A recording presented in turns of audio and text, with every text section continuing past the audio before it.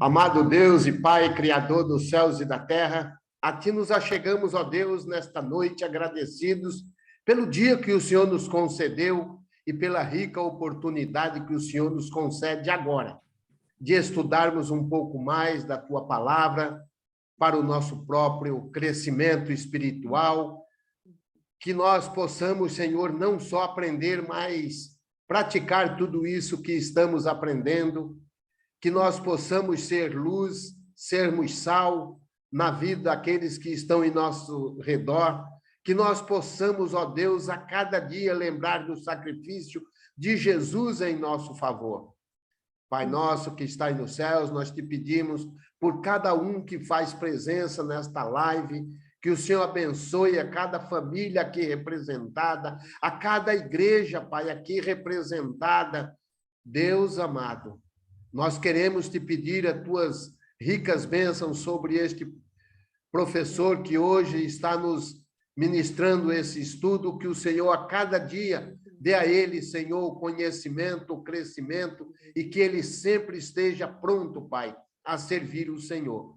Que o Senhor esteja conosco, esteja com aqueles que se encontram em enfermidade, esteja com aqueles, ó Pai, que estão em dificuldades para poder participar desses estudos. Que o Senhor esteja com a tua igreja, aonde quer que ela esteja estabelecida. É em nome de teu Filho Jesus que nós oramos. Amém. Amém. Muito obrigado, irmão José. Muito obrigado aos irmãos, né? Temos aqui 23 janelinhas. Fico muito feliz de ver cada um de vocês e ter o privilégio de, mais uma vez, poder servi-los, né, através dessa oportunidade. Como eu sempre digo, não é para substituir o Enio, né? Boa noite, irmãos. Boa noite, irmã Catiane. O Enio é insubstituível, mas como ele mesmo diz, ele tem feito esse ministério, né, há muito tempo, justamente para um dado momento ter pessoas preparadas para que ele possa passar o bastão. E aí, como eu digo, né, eu tenho aproveitado essa oportunidade para poder servi-los e, acima de tudo, compartilhar o ensino da palavra. Hoje, como eu comentei, antes da oração, nós vamos abordar Lucas capítulo 18, a partir do versículo 31. Lucas 18, a partir do versículo 31.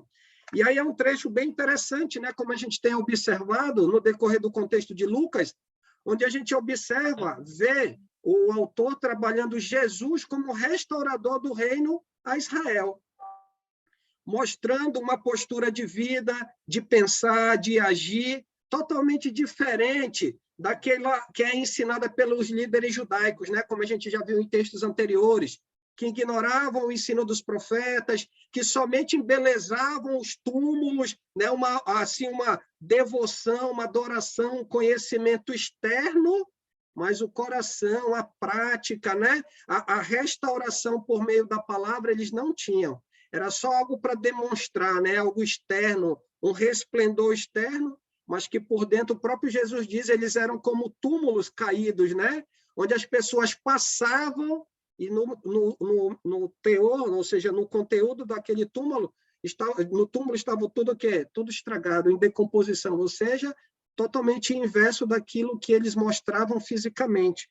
E aí um ponto que a gente vai observar aqui em Lucas capítulo 18, antes de fazer a leitura, só para a gente entender o contexto, lá no capítulo 9, se eu não me engano, foi a primeira vez que eu trouxe a palavra aqui na quinta-feira para os irmãos, lá no capítulo 9, no versículo 51, quando Jesus ele desce para Samaria, até a gente viu aquele trecho, né, que a gente passou a entender por que Jesus, para um daqueles homens que chega para ele lá no versículo 57, diz assim, Senhor, aonde quer que fores, eu vou te seguir. Aí o que Jesus disse para aquele homem?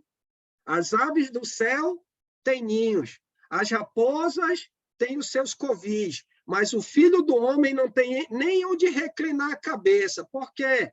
Porque momentos atrás ele foi o quê? Rejeitado pelos samaritanos. E qual foi a causa da rejeição dos samaritanos, como a gente vê lá no versículo 51 do capítulo 9? E acontecendo que, ao completarem os dias em que devia ser assunto ao céu, manifestou no semblante a intrépida resolução de ir para Jerusalém. 9:52. E enviou mensageiros que o antecedessem Indo eles, entraram na aldeia dos samaritanos para lhe preparar pousada, ou seja, descanso. Provavelmente ele estava caminhando há muito tempo, precisava de descanso, água, alimentação, então ele queria estar naquele momento de comunhão ali com os samaritanos. Mas qual foi a postura dos samaritanos ao receberem essa oportunidade da parte de Jesus? 53. Mas não receberam. Por quê? Porque o aspecto dele era de quem decisivamente ia para onde? Ia para Jerusalém. E aí a gente pode ver que a partir daqui, dentro do relato do contexto de Lucas, Jesus ele está com o objetivo de ir para onde? De ir para Jerusalém. Por quê? Porque a gente sabe que é em Jerusalém que Deus, por meio dele, vai justamente concretizar o quê? A manifestação da sua restauração, por meio da morte, sepultamento e a ressurreição de quem? De Jesus, como a gente vai já ver lá no capítulo 18. Então, a partir daqui, Jesus ele vai em rota, né, em direção aonde? A Jerusalém. Ele está convicto daquilo que vai acontecer em Jerusalém. Então, ele está indo justamente em rumo dessa cidade. Continuando, lá no capítulo 18, versículo 31, alguém pode ler para a gente? Capítulo 18, do versículo 31 ao 34. Lucas 18, 31 ao 34. Vamos lá. Tomando consigo os 12, disse-lhe Jesus: Eis que subimos para Jerusalém. Vai cumprir-se ali tudo quanto está escrito por intermédio dos profetas no tocante ao Filho do Homem. Pois será ele entregue aos gentios, escarnecido, ultrajado e cuspido. E depois de o açoitarem, tirar-lhe-ão a vida, mas ao terceiro dia ressuscitará.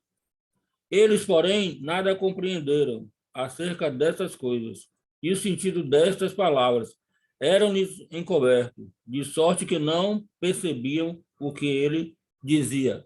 Obrigado, Renato. E aí, como a gente percebe na leitura, a gente pode perceber que essa daqui, dentro do contexto de Lucas, não é a primeira, nem a segunda, nem a terceira ou quarta vez que Jesus ele fala a respeito do seu sacrifício. Essa daqui já é a 7ª vez, dentro do contexto de Lucas, em que Jesus ele cita, né, parte, né, daquilo que vai acontecer, do seu sacrifício. Ele está predizendo aquilo que vai acontecer com ele, ou seja, a concretização da missão, da sua vinda aonde? A essa terra. O porquê? Como é que a restauração ela vai ser dada? Como é que essa restauração, de fato, ela vai ocorrer? Como é que Deus vai manifestar o seu poder? E Jesus ele já está predizendo, né? É como se diz assim, quem vai ser o cordeiro que vai ser sacrificado para que esse sangue seja aspergido, mas não no sentido físico somente, mas no sentido espiritual, porque a restauração, como a gente vê dentro do contexto de Lucas, ela não é física. O discípulo, ao se tornar discípulo, ele não vai ficar mais bonito assim na aparência, os cabelos vão crescer, a pele vai ficar mais lisinha. Não, a restauração ela é espiritual. É justamente agora como discípulos, cidadãos, peregrinos nessa terra, nos preparando para a habitação espiritual e eterna. E isso só é concretizado com a entrega de quem? Com a entrega de Jesus. E aí, como ele diz no versículo 31, ele toma consigo os 12 e diz a eles: eis que subimos para Jerusalém. Olha lá, a continuidade lá do capítulo 9. Passados 9 capítulos, né? O que Jesus ainda pretende? Ir a Jerusalém. A mesma convicção, a mesma certeza do propósito, independente do que vai acontecer, do sofrimento, daquilo que vai recair sobre ele. Ele está convicto do propósito que Deus estabeleceu. Sabe por quê? Porque ele sabe o que está em jogo é a vida daqueles 12 homens. Ele sabe que o que está em jogo é a minha, a sua vida, a vida daqueles que virão depois de mim e de você, enquanto Jesus não voltar. Ou seja, é o poder transformador de Deus, por meio de quem? Por meio de Jesus. É o legado que Deus, por meio de Jesus, vai trazer sobre a vida de todos aqueles que desejam ter sobre a sua vida o quê? A manifestação plena do poder de Deus. E ele continua, versículo 31. Eis que subimos para Jerusalém, e lá em Jerusalém vai cumprir-se ali tudo quanto está escrito por intermédio de quem? Dos profetas. Lembra como quando a gente viu Jesus lá na casa do fariseu, onde ele, pelo fato de comer, os seus discípulos comerem com a mão, ao invés de ver o que Jesus estava falando, eles estavam prestando atenção em detalhes mínimos. E o que Jesus diz? Olha, vocês embelezam os túmulos, né, dos profetas, no entanto, eles não obedecem. E o que Jesus está dizendo em relação aos profetas? Ele só está ouvindo aquilo que os profetas ensinaram de modo nenhum. Aquilo que os profetas ensinaram vai se cumprir em quem? Nele. Aonde? Lá em Jerusalém. Por quê? Porque Jesus vai obedecer aquilo que Deus já havia predeterminado em relação, ou por meio de quem? Por meio dos profetas. Tanto é que no final do 31 ele diz, escrito por intermédio dos profetas. E aí ele ainda, como eu posso dizer assim, destaca ainda mais, no tocante. Então, ele vai cumprir aquilo que os profetas disseram, vai ser cumprido naquilo que é relativo a quem? Ao Filho do Homem. E quem é o Filho do Homem? Quem é o Filho do Homem aqui? Dito por Jesus. Jesus. O próprio Jesus. O próprio Jesus. Então, aquilo que os profetas ensinaram, falaram, revelaram, que Deus revelou por meio deles, vai ser cumprido na pessoa de Jesus. E o que foi que os profetas revelaram que vai se cumprir na vida de Jesus? Versículo 32. Pois será ele entregue aos gentios, escarnecido, ultrajado e cuspido. Então, o que em Jerusalém está aguardando Jesus não é algo que aos olhos dos homens é algo glorioso. Daqui, domingo que vem, duas seleções vão decidir qual é a melhor do mundo. E aquela que ganhar vai receber um belo troféu. Não é esse troféu que está esperando Jesus lá em Jerusalém. Não era esse troféu, não é essa glória que está esperando por ele lá em Jerusalém, correto? Não é isso. Estava esperando humilhação, sofrimento, desonra. Nem em Deuteronômio que diz que maldito é aquele que morre por meio da cruz. Olha o que está direcionado a ele ao ir para Jerusalém. Sofrimento, dor. Agora, ele estava pensando em quem? Quem norteava ou quem se beneficiaria dessa morte, de toda essa humilhação, de tudo isso que ia acontecer com ele? Ser entregue aos gentios, escarnecido, ultrajado, cuspido. Versículo 33, ele vai ser açoitado, a sua vida vai ser tirada. Aí os discípulos, ao ouvirem isso, como a gente vai ver já já, eles não entenderam. Mas um ponto que a gente pode observar já já nas palavras de Jesus, vai acontecer tudo isso: humilhação, sofrimento, escárnio, morte. Aí é como se tivesse Jesus declarando cada situação dessa, é como se a gente estivesse indo num plano inclinado em decadência. Só que tem um ponto, ainda não é um ponto parágrafo, ou seja, fim daqui, continua ainda quando ele diz assim, depois de o açoitarem, tirarem a vida, mas ao terceiro dia, o que vai acontecer? Depois de toda a humilhação e sofrimento, pode falar. Vai ressuscitar. Vai ressuscitar. Haverá ressurreição.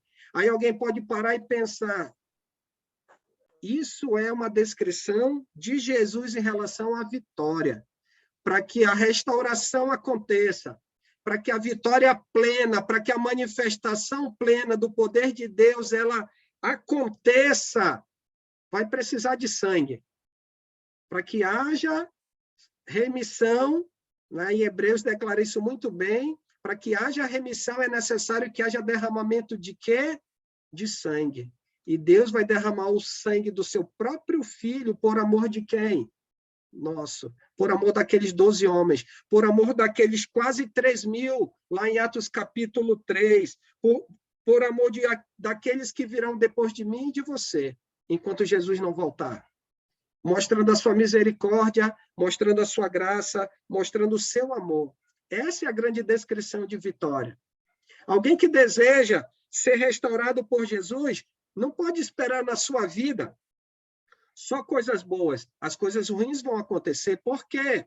Porque assim como o próprio Jesus, o mundo jazia no maligno, hoje a Igreja do Senhor, em termos físicos, vive numa realidade onde o mal ele prevalece. Por isso que nós precisamos e carecemos permanecer firmes em quem? Em Jesus. Ou, em outras palavras, nos permitirmos sermos restaurados continuamente, dia a dia, situações por situações no nosso cotidiano. As coisas ou as situações que ocorrem podem nos levar a agir de um modo não restaurado, correto?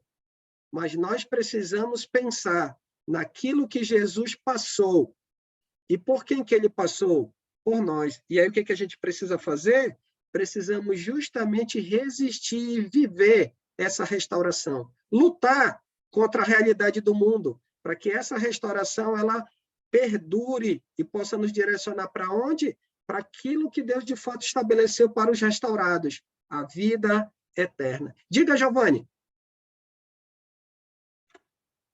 Não, eu coloquei aqui no versículo 34 que o irmão falou, os discípulos não entenderam nada dessas coisas, de que Jesus estava falando. Se alguém quiser colocar, eu coloquei aqui Lucas 24, 45, vai ser um momento em que os 11 apóstolos entenderão isso que ele acabou de dizer. Isso. É um spoiler, né? Isso, não, mas pode deixar, eu vou usar ele já já. Aí um ponto importante que a gente pode observar, e a gente não pode culpar eles, né? Assim dizer, mas que pessoas assim, com a cabeça fechada, ignorantes. Não, porque provavelmente eu e você, no lugar deles, dentro do contexto que eles estavam vivendo, nós íamos errar do mesmo jeito. Por quê? Porque até então eles não têm a presença do Espírito. Até então eles não vislumbravam. Mesmo Jesus dizendo que no terceiro dia ele vai ressuscitar, é algo inconcebível para o homem. Então, para eles, assim como eu e você no lugar deles, a gente teria também a mesma postura. Algumas pessoas dizem assim, não, mas se eu estivesse no lugar de Pedro, eu ia agir de modo diferente. Provavelmente não, talvez a gente fizesse bem pior. A diferença é que hoje, eu e você, como todas as pessoas, nós temos a revelação plena da vontade de Deus nas nossas mãos. A gente já conhece a história, só que vivendo no lugar deles, talvez a gente pudesse fazer da mesma maneira, ou talvez até pior. E pegando o ponto que o Giovanni trabalhou no 34, olha só, eles quem? Os 12, ao ouvirem tudo isso, nada compreenderam. Nada compreenderam acerca do quê? Destas coisas. Não somente a respeito, mas também o sentido. O que quer dizer isso? Por que Jesus está dizendo isso? Lá em Mateus, capítulo 16, depois de Pedro dizer aquelas belas palavras, tu és o Cristo, o Filho do Deus vivo, versículos depois, ele diz, não, Senhor, ele chama Jesus à parte, não, Senhor, não faz e não deseja isso para ti, Senhor. Aí o que Jesus diz para ele? Arreda-te, Satanás, porque tu não cogita das coisas de Deus, mas sim das coisas do homem. Por quê? Porque ele estava falando algo que Satanás de fato desejava. Algumas pessoas declaram que não. Pedro ali teve a intervenção. Não, não foi.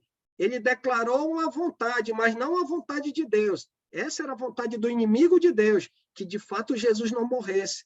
Porque se caso ele não tivesse morrido, onde que nós estávamos? Onde estariam aqueles 12 homens? Não haveria restauração. E quem estaria celebrando? O inimigo de Deus. Satanás estaria alegre. Dentro aqui, eles não entenderam também, dentro do contexto de Lucas, não somente a respeito do que ele falava, mas sobre o significado. Quando eu trabalho a ideia de sentido, é significado daquilo. O que quer dizer isso? Morrer, ser sepultado e tudo mais. E aí um ponto que me chama a atenção, uma palavrinha bem especial no versículo 34, e o sentido destas palavras lhes era encoberto. Eu acho que, ao olhar o original, um significado, uma tradução mais adequada aqui era oculto, ou seja, eles não entenderam. Não entenderam. Quando coloca o termo encoberto, é como se tivesse alguma coisa e colocasse algo para cobrir. No sentido de oculto, ele espera aí, está aqui, está embaçado, eu não consigo entender. O que de fato ele está querendo falar? Tanto é que, como o próprio Giovanni comentou, lá em Lucas, indo lá rapidinho no capítulo 24, versículo 44, falando lá o contexto quando a gente trabalha Gênesis, né, Giovanni? Dando spoiler, lá no capítulo 24, versículo 44, ele diz assim: a seguir, Jesus lhes disse, isso depois da ressurreição, perceba o momento onde eles vão ter de fato esclarecimento. 24, 44. A seguir, Jesus lhe disse, são estas palavras que vos falei, estando ainda convosco. Importava se cumprisse tudo o que de mim está escrito aonde? Na lei de Moisés, nos profetas e nos salmos. Aí, versículo 45. Então lhes abriu o entendimento para compreenderem as escrituras. Um termo que a minha mãe usa é a poeira do juízo assentou na cabeça deles. Aí ele passou a entender, passou a ter a compreensão daquilo que Jesus havia dito. Mas isso depois do quê? Da morte, sepultamento e ressurreição. Jesus precisou concretizar cada uma dessas etapas para que depois disso, provavelmente no decorrer dos 40 dias que eles estavam com Jesus, agora sim, a gente entende o que de fato ele estava dizendo. Mas antes, eles não entendiam. Então, por isso que eu comentei com os irmãos que uma tradução mais adequada seria, ao invés de encoberto, oculto. Por quê? Porque aquilo é como se ficasse obscuro. Eles não olharam e não entenderam, eles ouviram e não tiveram compreensão, como diz no final do 34. Era-lhes encoberto, de sorte que não percebiam. Olha lá, eles não tinham percepção do quê? Eles não tinham percepção daquilo que Jesus de fato estava dizendo, o sentido daquilo que ele está dizendo. Para aqueles que, no decorrer dessa pandemia, né, pegaram Covid, um dos sintomas do Covid é a ausência de cheiro e paladar, né? E aí, para a gente, quando está nessa situação, não consegue sentir o gosto. Aqui estava até falando com o irmão Valdivino antes dos irmãos entrarem, quando eu estava no início, final de outubro, né? Eu fiquei com Covid. Aí a gente usa aqui um óleo chamado óleo de andiroba. Eu trouxe esse costume da casa da minha mãe, misturar óleo de andiroba com mel de abelha, um pouquinho de limão, porque afetou muito a minha garganta. E ela é amarga. Se você não conhece, ela é amarga. E aí, sem sentir o paladar, eu pegava lá o sprayzinho, passava na garganta, não fazia nem cara feia. Por quê? Porque o gosto do óleo era imperceptível. Não dava para perceber, justamente por causa do quê? Por causa do Covid. Então, esses homens, ao ouvirem as palavras, ao tentarem visualizar o que Jesus estava dizendo, eles não percebiam, lhes era oculto, ou seja, eles não tinham compreensão. Tranquilo aqui, até o versículo 34, algum comentário, alguma pergunta, antes de a gente prosseguir para os versículos 35 e diante, ok?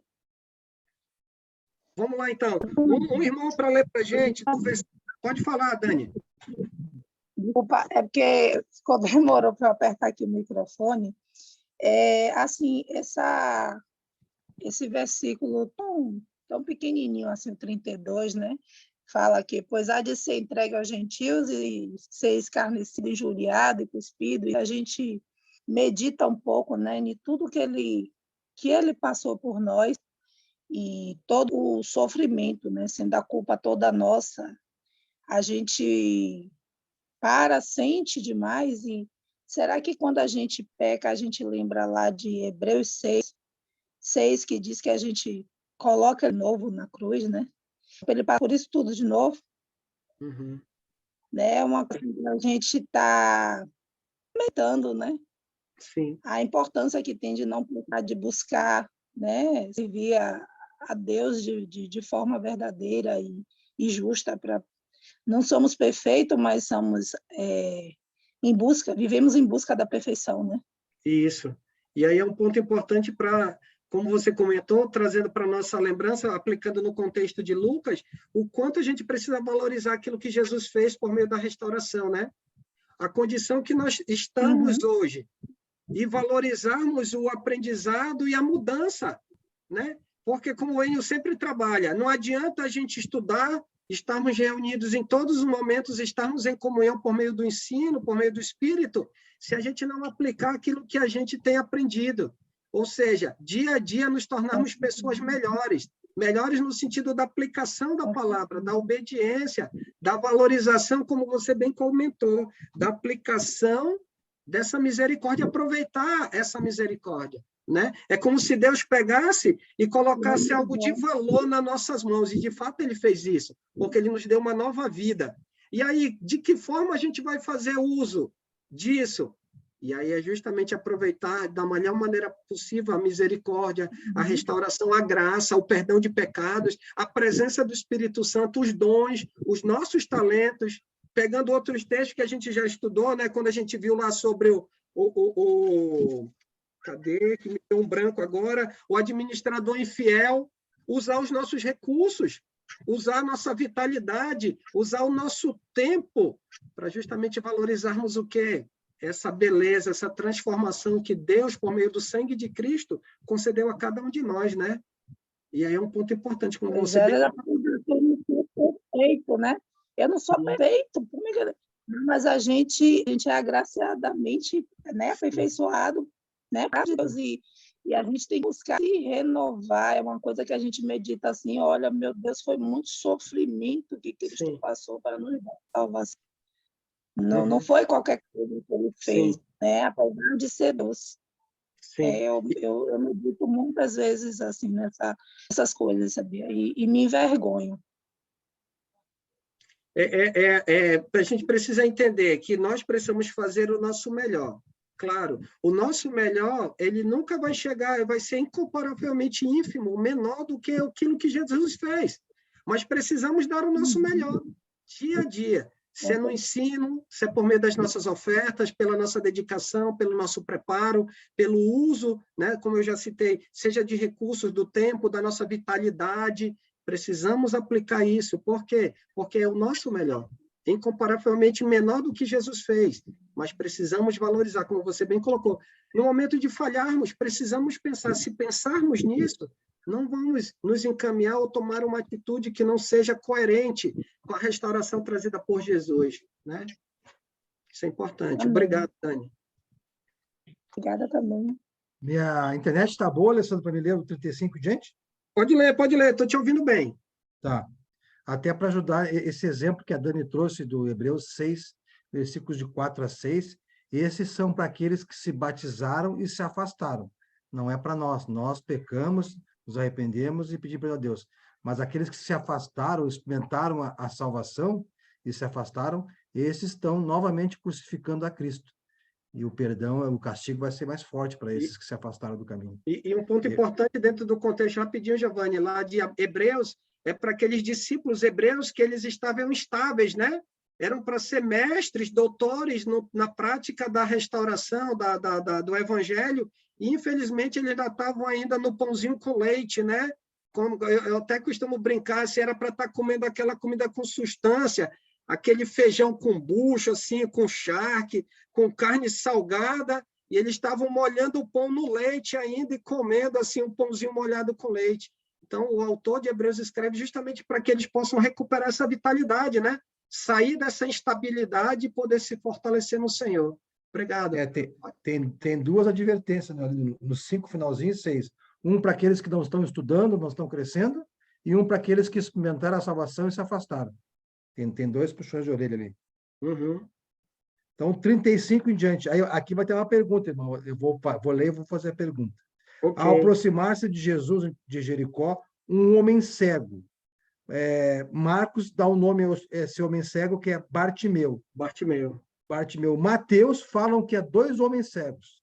Estava sentado à beira do caminho, pedindo esmola. Quando ouviu a multidão passando, ele perguntou o que estava acontecendo. Disseram-lhe, Jesus Nazaré está passando. Então ele pôs a gritar, Jesus, filho de Davi, tem misericórdia de mim.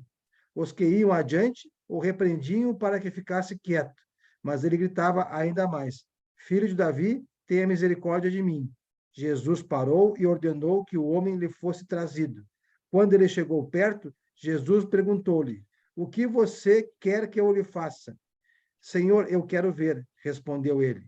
Jesus lhe disse, recupere a visão. A sua fé o curou. Imediatamente ele recuperou a visão e seguiu Jesus, glorificando a Deus. Quando todo o povo viu isso, deu louvores a Deus. A pergunta que eu faço, já para te meditar aqui, nos esclarecer, que muitas vezes vamos ensinar isso para alguém que não conhece a palavra, ele vai dizer, por que Mateus falaram que eram 2 cegos e Marcos e Lucas falam que é um cego? Aí eu deixo para... Vamos lá, eu vou abordar aqui, aí depois a gente trabalha esse ponto aí. Não deixa eu esquecer, Giovanni. Mas o ponto que a gente vai observar, dentro ainda desse contexto da restauração, a gente vai ver isso sendo feito por Jesus, né? Sendo feito na vida, dentro do contexto de Lucas, na vida de um homem. Agora, como é que as pessoas elas precisam reagir quando elas têm a oportunidade de ouvir? Aí você vai, mas como assim, Sandro? E ver. E aí que vem o ponto. Aqui dentro do contexto, Jesus vai trabalhar sobre a vida de um cego. E aí vai trazer para esse contexto, justamente, alguém vai parar e perguntar o que levou esse homem a ter todo esse entusiasmo? Porque a gente viu na leitura e vai observar de maneira detalhada já que havia um tropel de pessoas tentando impedir de ele alcançar o quê? A restauração. Aquilo que ele tanto ansiava, aquilo que ele tanto buscava. E aí é um ponto que a gente pode observar no decorrer do texto. Então, é isso que a gente precisa observar, ver dentro desse detalhe. Jesus ele veio para morrer, ser sepultado e ressuscitar. Ele veio para transformar vidas. Ele veio para restaurar. Aí alguém para e pensa, e hoje, se a gente olhar dentro do contexto do religioso moderno, as pessoas, não, eu preciso ver.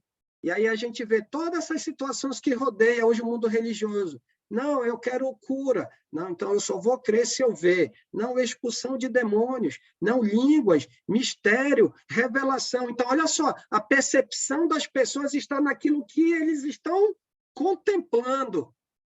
A gente vai aprender, por exemplo, desse homem que não precisa ver. Ele não viu. E a gente vai perceber que bastou ele fazer o quê? Ele ouvir. E aí eu vou trazer uma pergunta importante para os irmãos, para a gente entender a postura. Por que esse homem ele foi tão enfático, tão insistente? Ele lutou contra uma multidão para justamente alcançar aquilo que ele esperava de quem? Daquele homem que estava passando ali na frente dele, que era Jesus. Versículo 35. E aconteceu que ao aproximar-se ele de Jericó, aí é um ponto que a gente vai observar, deixa eu colocar aqui um mapinha rapidinho. O Enio chama de data show da fé. Eu vou trazer um data show da fé aqui rapidinho, só para a gente visualizar aqui a localização. Jesus, ele estava indo a caminho de Jerusalém. Deixa eu ver se os irmãos conseguem visualizar aqui. Estou passando aqui o mouse. Temos Jericó, aqui. E aqui nós temos mais no alto Jerusalém. Jerusalém, para Jericó, ficava mais ou menos... Aqui eu tenho outro mapa anterior aqui. Só um instantinho.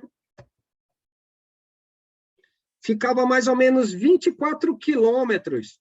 Esse mapinha aqui indica que a distância de Jerusalém para Jericó era de 24 quilômetros. Então, Jesus está vindo mais ou menos da Samaria, então ele vem provavelmente acompanhando o Rio Jordão, e ele está indo em direção a Jericó. E aí um ponto importante, uma informação aqui, Jericó, ela ficava mais ou menos a 200 metros abaixo do nível do mar. Por isso que as pessoas diziam, né, subindo para Jerusalém, ou então indo de Jerusalém para Jericó, descia de Jerusalém para Jericó, porque era uma descida, né? Uma medida de mais ou menos, a Jericó ficava 200 metros abaixo do nível do mar. Jerusalém, ela ficava elevada, ficava no monte, né? Elevado. Então, provavelmente, a distância era muito maior.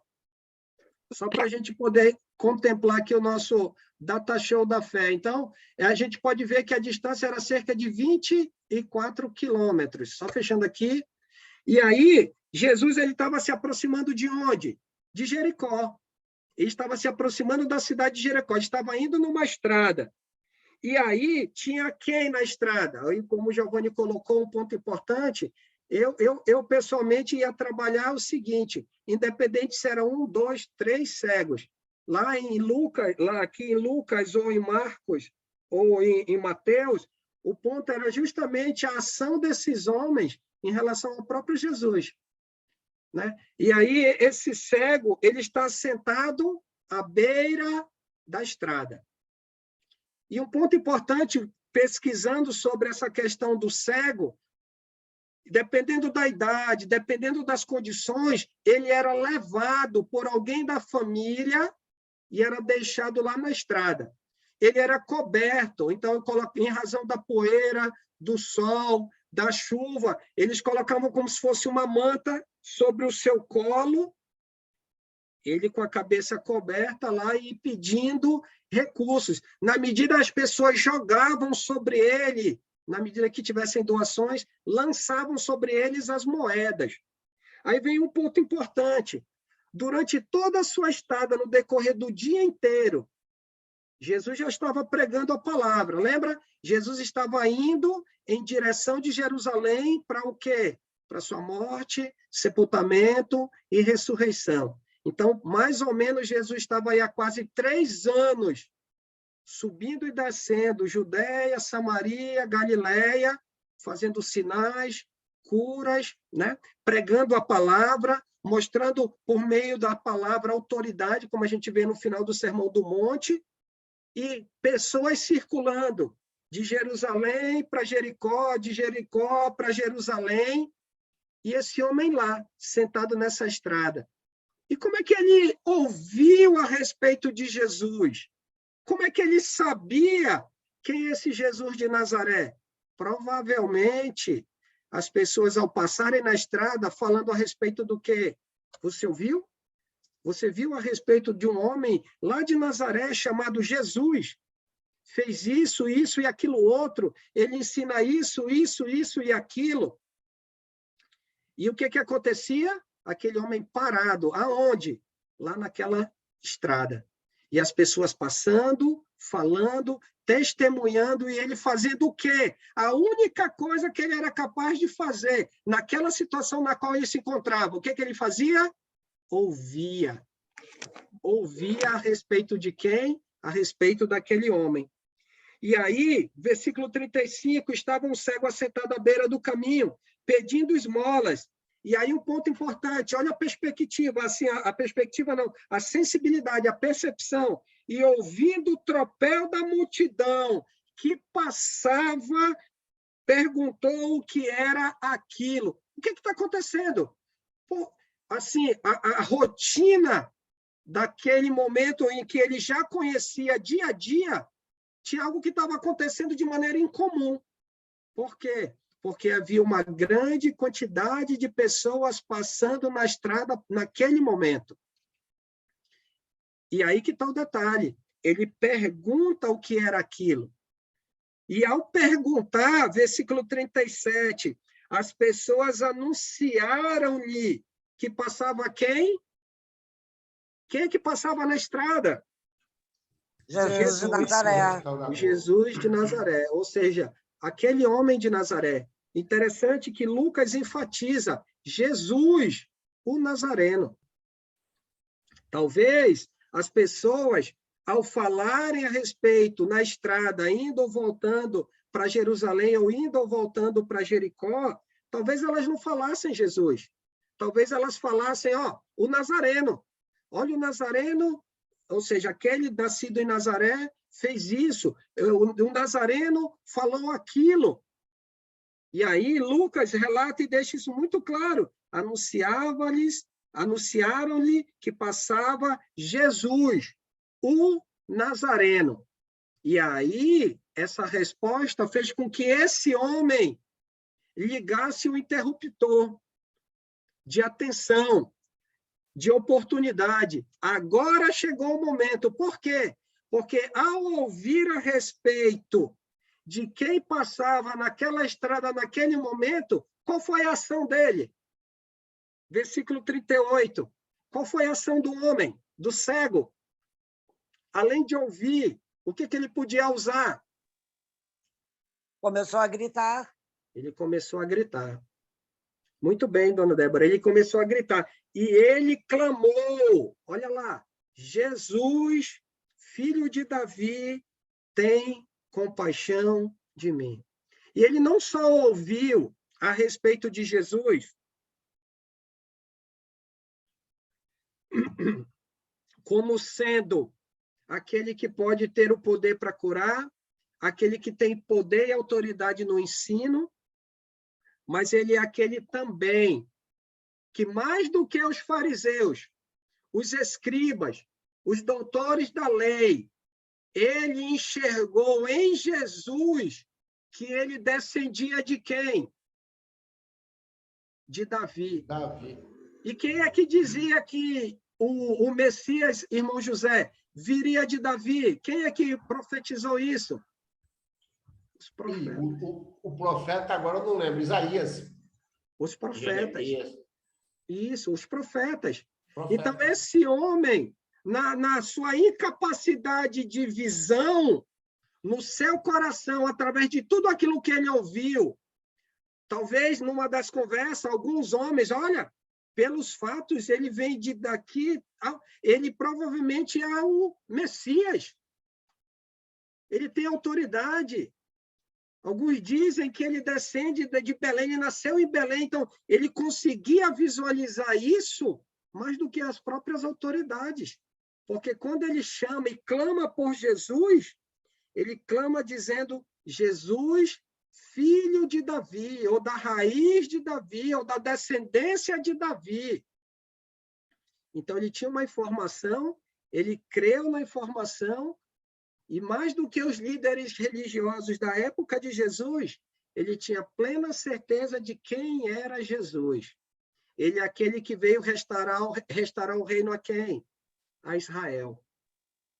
Olha lá. O enviado, lembra? O Messias, em outras palavras, é o escolhido, é ungido. É ungido de quem? É ungido de Deus. E ele diz, Jesus, filho de Davi, tem compaixão de mim. Ou seja, para que olhasse para a condição dele e pudesse ajudá-lo a sair da condição que ele se encontra. E aí é um ponto para a gente trabalhar aqui com a gente, quando Deus, por meio de Jesus, ele olhou a humanidade estava em que condição em termos espirituais? Cega. Enxergando, ouvindo unicamente os seus desejos, a sua cobiça, buscando a satisfação física e atender os seus caprichos pessoais e subjetivos. Mas Deus, ao revelar o seu Filho, ele vai dar oportunidade para que essas pessoas, para que a humanidade saiam dessa condição. E ele vai manifestar essa compaixão, essa misericórdia, através de quem? Através de Jesus. E sabe por que eu e você hoje estamos aqui? Porque nós somos frutos dessa compaixão, dessa misericórdia. Somos frutos dessa restauração. Por isso precisamos, não agora como cegos, porque esse homem, ele era cego fisicamente falando, mas o seu coração, ele sabia de fato quem era Jesus. Ele só não enxergava fisicamente falando, mas em termos espirituais, ele sabia de fato quem era quem? Jesus. Versículo 39. E os que iam na multidão fizeram o quê com ele? Tudo bem, vamos levar você, a gente vai te ajudar. O que normalmente o mundo faz? Quando as pessoas buscam mudança, restauração, transformação, as pessoas apoiam? Não, no sentido do mundo. Não. O mundo vai criar barreiras para que as pessoas não possam alcançar. Você já pregou o evangelho para algumas pessoas. E, normalmente, em raros casos, alguém ela toma a decisão positiva para se tornar um discípulo de Jesus, não é verdade? Por quê? Porque as situações que as rodeiam vão trabalhar para que ela, de fato, pense, repense e não consiga enxergar vantagem naquilo que Jesus está prestes a oferecer a ela, a conceder a ela. Vida, perdão, a presença do Espírito, comunhão com Deus, com sofrimento, com dificuldade, mas com a certeza e esperança da vida eterna. E algumas pessoas param e pensam e vão tomar uma decisão desfavorável ao quê? Ao Evangelho. A buscar a comunhão com quem? Com Jesus. Foi isso que o cego fez quando ele viu a oportunidade da sua vida. Foi isso que ele fez? Não. Sabe por quê? Porque mais do que enxergar com o seu coração quem de fato é Jesus, ele queria contemplar a Deus, contemplar a Jesus por meio do quê? Da restauração que Jesus estava prestes a dar. Ele cria nisso, ele sabia da capacidade de quem? De Jesus. Só Jesus poderia dar aquilo que ele tanto ansiava. Só Jesus era capaz de dar a ele aquilo que ele tanto carecia. E ele continua, 39. As pessoas que iam à frente repreendiam. Cala a boca, fique em silêncio. Jesus está ensinando aqui, você está atrapalhando, fique quieto. E aí, o que o cego fez? Se calou, de modo nenhum. Sabe por quê? Porque ele entendeu a sua necessidade. Ele sabia daquilo que Jesus era capaz de fazer por ele. E o que ele fez? E aí ele gritava mais. Interessante que o verbo, no original, dá a ideia de imperfeição, uma ação repetida. Ele, vez após vez, ele gritava: Jesus, filho de Davi, tem misericórdia de mim. Jesus, filho de Davi, tem misericórdia de mim. 30, 40. O que Jesus fez? Ao ver, de fato, será que Jesus ouviu a primeira vez que esse homem gritou? Com certeza ele ouviu. Será que Jesus ouviu a multidão repreendendo o homem? Com certeza ele ouviu. Mas Jesus só parou em que momento? Quando ele viu, de fato, o desejo incessante, contínuo daquele homem em alcançar da parte de Jesus a sua restauração. Ele lutou por isso. Ele lutou por isso. E aí é um ponto importante que a gente precisa também aplicar na nossa vida. Nós já estamos restaurados, mas não podemos dizer salvos agora estamos, mas precisamos lutar e permanecer convictos dessa certeza, dessa luta, e entender que a gente não pode, pegando a citação de Hebreus, não podemos nos permanecer acomodados. Não, agora eu estou salvo, vou ficar na minha, segurar aqui, e aí, não, precisamos fazer a nossa parte, vez após vez, vez após vez. Por quê? Porque existem pessoas na nossa casa, na nossa família, na nossa vizinhança, entre os nossos familiares, próximo onde nós nos reunimos, na cidade onde nós moramos, pessoas que nós conhecemos, outras que nesse momento ainda não conhecemos, que necessitam de quê? Da restauração. E o que a gente precisa fazer? Agora, como propagadores do reino restaurado, precisamos anunciar essa restauração, para que assim como nós fomos alcançados por ela, essas pessoas também possam ouvir e decidir em buscar ter sobre a sua vida o quê? A restauração trazida por quem? Por Jesus. E Jesus, ao ouvir que o homem gritava cada vez mais, ele parou. E um ponto importante, e ele manda que as pessoas trouxessem ele até quem? Até ele. E um ponto que a gente vai observar, versículo 40, e tendo ele chegado, preste atenção, E tendo ele chegado, versículo 40, no finalzinho, Jesus pergunta para ele, versículo 41, queres que eu te faça? Que queres que eu te faça? Respondeu Jesus, Senhor, que eu torne a ver. E aí vem um ponto importante. Esse homem, ele não era um cego de nascença. Quando ele usa esse termo, que eu torne a ver, em função da saúde pública na época, né, por falta de ausência de medicação, de recursos, muitas pessoas com inflamação no decorrer, nos seus olhos, no decorrer da vida, eles perdiam a sua visão. Por causa do quê? Por causa dessas condições. Provavelmente, o caso desse homem era um desses. Em um dado momento da sua vida, ele enxergava, por situações na sua visão, ele passou a ser o quê? Uma pessoa com ausência, né, de ver, de contemplar os detalhes, as cores, o dia e a noite. E quando ele tem a oportunidade, Jesus pergunta, lógico, alguém vai dizer, mas Jesus sabia o que ele passava, Jesus sabia o que ele queria. Jesus sabe o que eu e você queremos. E aí vem o ponto da oração também, né?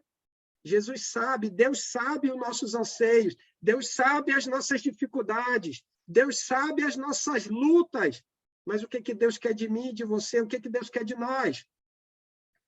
Ele quer nos ouvir. O que levou o homem a buscar Jesus, a gritar, a clamar? Aquilo que ele ouviu. E o que a gente precisa fazer? Precisamos também... Comparado a esse cego, né? Sim. Às vezes a gente está pedindo, né? A gente pensa que Deus não, ele quer ouvir mais vezes, né? Isso, justamente. E um ponto que a gente pode observar é justamente isso. Ele ouviu e foi motivado a clamar por Jesus. É essa oportunidade. Nós ouvimos e nós estamos aqui. E o que a gente não pode parar de fazer é continuar ouvindo, mas não só ouvir, é exercitar aquilo que nós temos ouvido. E dificuldades, Sandra, e problemas. Precisamos buscar a quem em oração? A Deus. E o que Deus está pronto a fazer por mim, por você? Ouvir. Ouvir. E é o que nós precisamos fazer. Jesus sabia, mas Jesus queria ouvir. E o que ele respondeu? Senhor, que eu torne a ver. E essa era a vontade de Jesus para ele. E o que Jesus fez? Versículo 42. Então lhe disse Jesus, recupera a tua visão, recupera a tua vista. E foi o que salvou ele? A fé. A fé. A fé. E em que momento a fé desse homem foi manifesta, irmãos? Quando ele pediu. No momento que ele ouviu o tropé daquele movimento e perguntou o que acontece. Falaram, Jesus vai passando, ele foi agora. Ali ele creu, ali ele exercitou a fé dele. Justamente. Tudo aquilo que porque ele ouviu... Ele gritava, ele clamava. Justamente. E uma coisa que teve de importante nesse clamor que ele clamava, nesses gritos, é que ele não apenas clamou pedindo ajuda, mas ele perseverou até obter a atenção de Jesus. E eu entendo que é isso que nós devemos fazer dia a dia. Insistir com as nossas fraquezas diante de Deus, pedindo a Ele socorro, que foi o que fez esse rapaz. Né? Inclusive, depois, se der tempo, eu quero comentar uma coisinha sobre essa passagem aqui. Ok. Eu vejo assim, né, Sandra? Ele podia ter parado no primeiro obstáculo, quando as pessoas mandavam ele calar a boca, mas ele prosseguiu, que nem o irmão falou, né? Continuou na caminhada, que ele tinha certeza que aquele homem podia restaurar a vida dele, né? Voltar a ver. Então, às vezes nós, mesmo conhecendo o Evangelho, quando tem algum problema, muitas pessoas já querem desistir da fé por causa de uma dificuldade, né? E não entendem que a gente precisa perseverar nesse caminho, que é a única esperança que a gente tem, porque hoje a gente conhece bem mais do que aquelas pessoas, que aquele cego de Jericó, né? Isso. Tipo, pegando para o nosso contexto, hoje, com toda a dificuldade do Covid, da pandemia, antes da pandemia, com todas essas ferramentas que Deus nos concedeu, Nós estamos mais fracos ou mais fortes espiritualmente? Dá para entender? Se a gente... Eu acho que mais forte. Justamente, por quê? Porque eu, você, cada um de nós tem aproveitado a oportunidade que o cego teve quando teve a oportunidade de manifestar sua fé. Nós temos aproveitado, precisamos nos alimentar, precisamos nos fortalecer, precisamos anunciar para as pessoas. E aí é um ponto, a fé dele, ela foi sendo trabalhada antes mesmo de Jesus chegar diante dele. Porque para ele dizer, Jesus, filho de Davi, tem misericórdia de mim, ele ouviu a respeito. Ele ouviu a respeito de quem estavam falando. Ele não viu sinais, curas e milagres, mas ele ouviu detalhes do ministério de Jesus. Como eu comentei, provavelmente Jesus caminhando para Jerusalém está chegando próximo dos 3 anos de ministério. Então, Jesus já fez muita coisa na sociedade judaica, seja na Galileia, Samaria ou Judéia, já estava sendo de conhecimento público a respeito de quem? A respeito de Jesus. E isso tudo, esse homem ouviu. Não tudo, mas muita coisa, ele provavelmente sentado na beira daquela estrada, vendo as pessoas transitando, ele ouviu.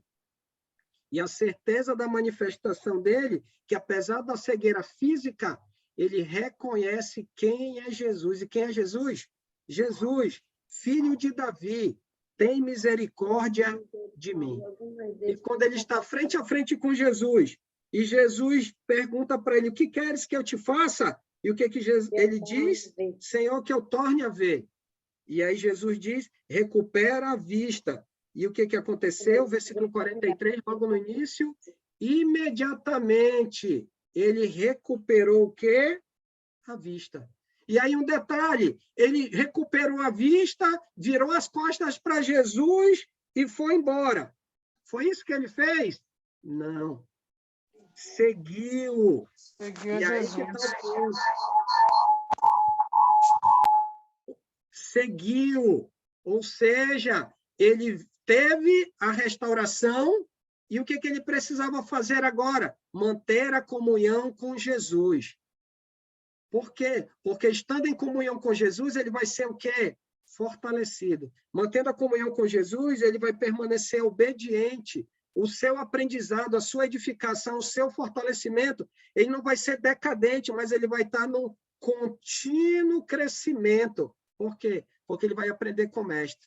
No livro de Lucas, durante todas essas semanas, eu e você temos aprendido com o Enio, correto.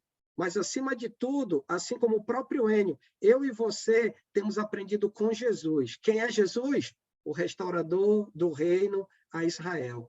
Por isso, precisamos buscar ter o conhecimento, mas, acima de tudo, a prática, para que sejamos edificados, fortalecidos e haja o quê? Crescimento na nossa vida. Diga, Dani. E eu vejo também, meu irmão, que esse século ele teve mais entendimento do que até os apóstolos, porque ele já viu Jesus como filho de Davi. O filho de Davi tinha que ser o quê? Rei, né? Justamente. E um ponto que você comentou, eu citei o exemplo das lideranças, porque eles, com todo o conhecimento das profecias messiânicas, não buscaram ter esse entendimento. E ele, cego, né, naquela condição extremamente precária, na beira daquela estrada, dependendo de esmolas, ele entendeu isso só ouvindo as pessoas falarem, sem ver. E ele teve essa certeza.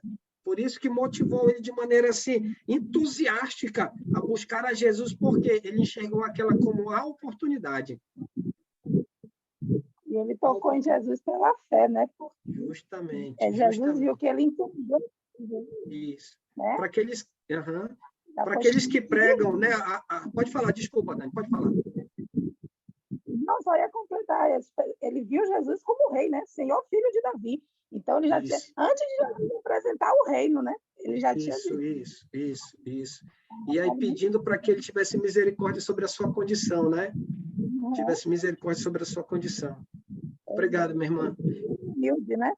Uhum. Muito.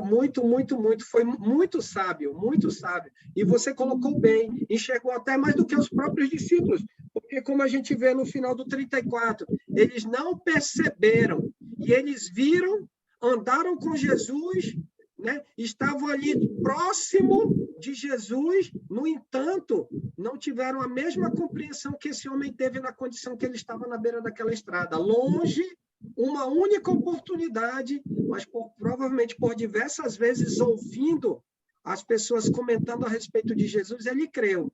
Quando ele viu a oportunidade, ele não desperdiçou, ele aproveitou e aproveitou muito bem. Amém. Pode falar, irmão José Carlos, o detalhe que o senhor ia comentar. Então, eu vejo nessa passagem com esse cego, uma pessoa sendo, as características apresentadas aqui, uma pessoa sendo batizada.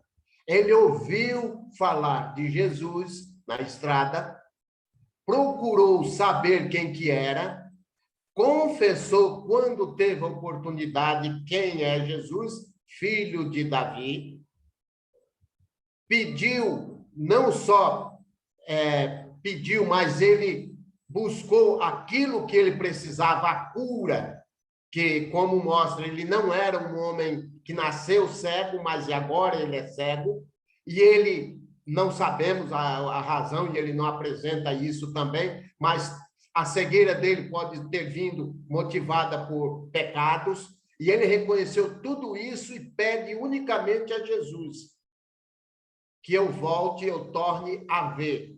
Ao ver, o que ele faz? Ele segue Jesus. Em busca de quê? Da salvação. Ele deixou a vida dele para trás, seguindo Jesus. Eu vejo esse homem dando todas as características de uma pessoa que está buscando o batismo em Cristo Jesus. Era isso que eu queria falar.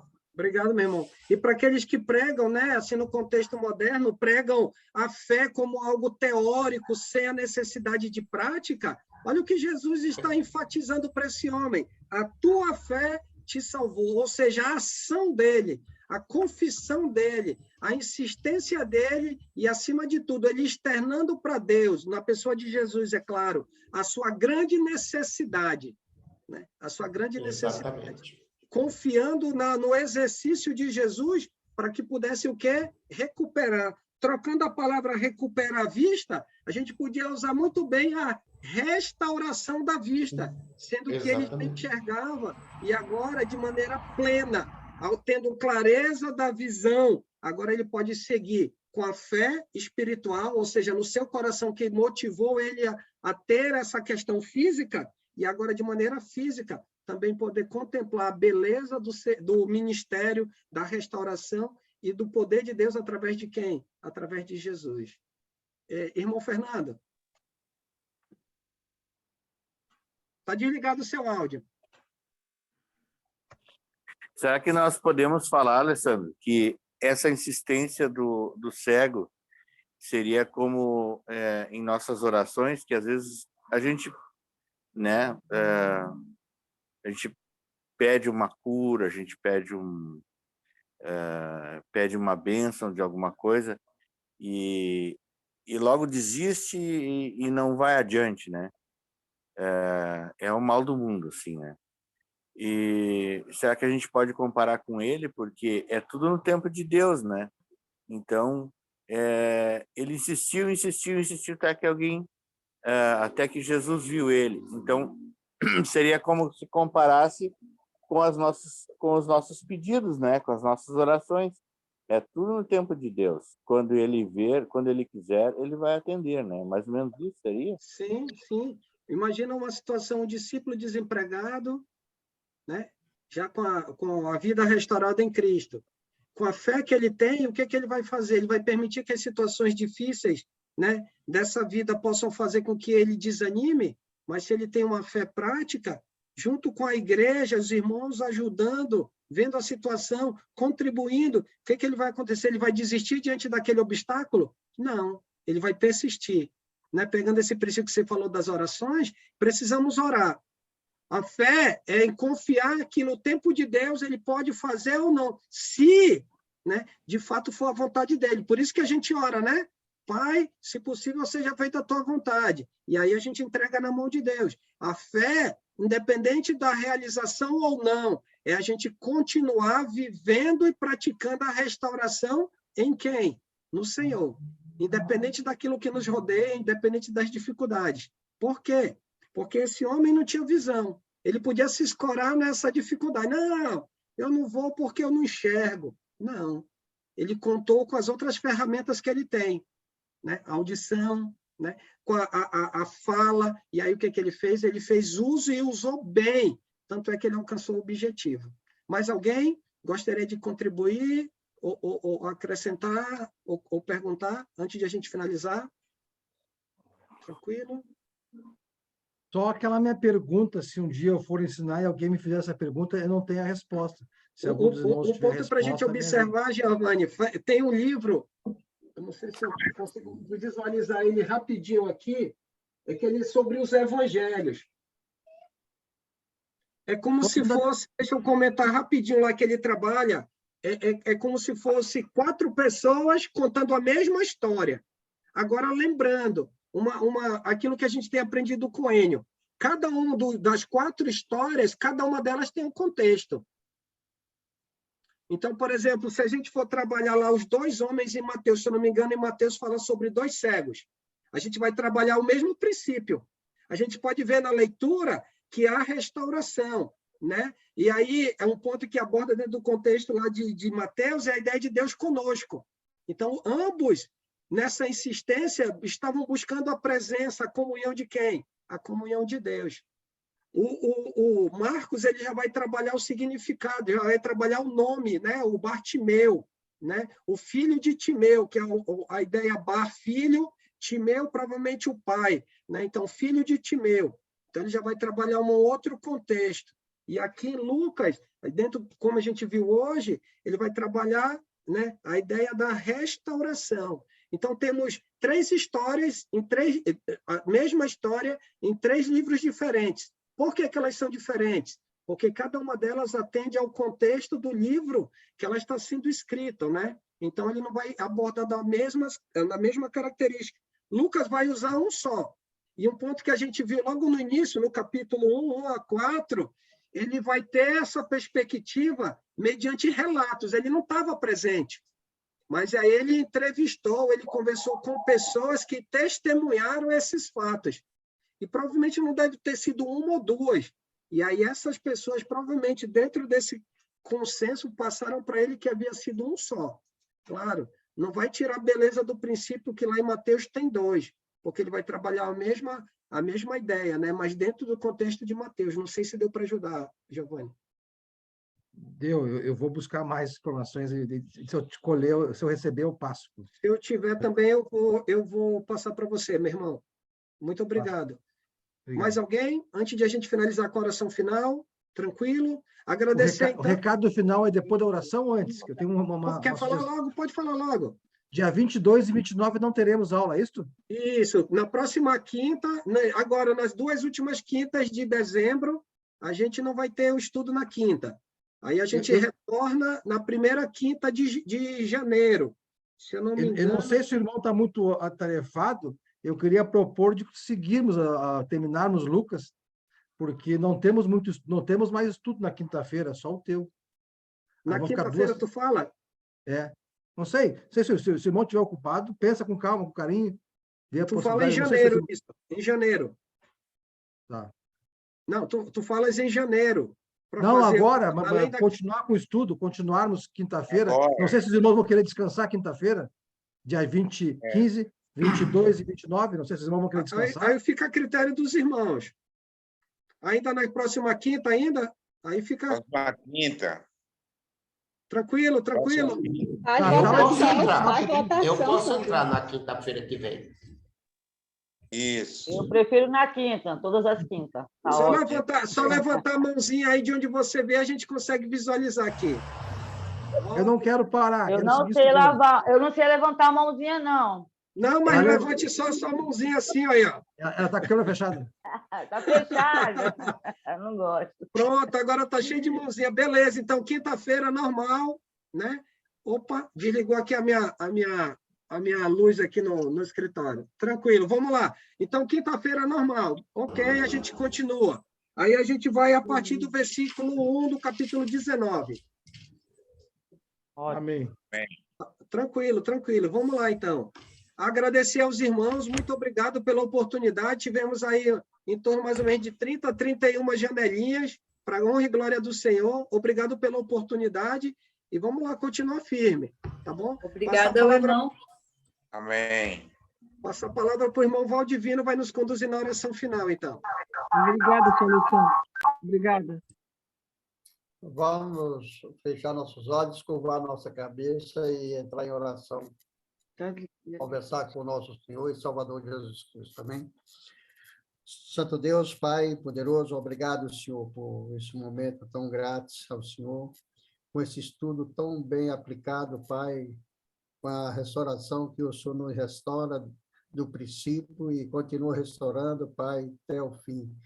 Por isso que nós temos que agradecer, Pai, por todos que estão aqui presentes, pelos que não vieram, por todos os professores, pregadores, que Deus nos abençoe, nos conduza debaixo do seu poder, o seu poderio, Pai, que o poder do Senhor é grande, que nós não temos condições de medir, nem o amor do Senhor, nem o poder, nem o Deus conosco, que está conosco, mas nós não vemos, mas vermos pela fé. Em nome de nosso Senhor e Salvador Jesus Cristo, obrigado por todos os que estão aqui presentes. Graças a Deus que quinta-feira vai ter novamente. Que Deus nos abençoe a todos. Peço, Pai, em seu nome, pela graça e a misericórdia do Senhor, nós chegarmos, seja a luz e o sal, para podermos aplicar a sua palavra, Pai, para as pessoas, para transmitir com mansidão, com domínio próprio, Pai, com sabedoria. É em nome de seu Filho amado que nós oramos e agradecemos nesse instante. Amém. Amém. Amém. Amém. Amém, irmão. Obrigado. Amém. Boa noite, irmãos. Boa noite, Obrigada, boa noite, irmãos. Alessandro, obrigado, Alessandro. Pela aula. Mano, valeu. Obrigado Boa pelo noite a estudo. todos. Deus abençoe cada Boa noite. Muito bom estar com vocês. vocês. Boninho, Graças a boa Deus, noite. graças a Deus. Valeu, Maria Helena. Tudo de bom para todos. Oi. Tá sumindo, Valdevino. Cadê a dona Neide? Boa noite. Aqui, está descansando hoje, está deitadinha lá no sofá. Ah, tá. Mas tá boazinha. Dê um abraço na dona Neide. Rica.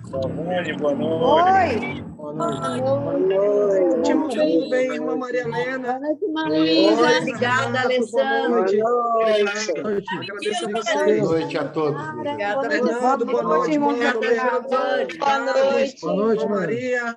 Boa noite. Boa noite, dona Luísa, dona Luísa. Boa noite a todos. Boa noite, Luísa. obrigada, querido. Valdemiro. Boa noite. Oi, Jeane. Obrigada, querido. Tchau, Renatinho. Um Boa abraço. noite, Jane. A Jane tá tão bonita. Cadê a Jane? O Nivaldo não tinha te dado férias. Tá bonita mesmo. Né? Tá tão bonita.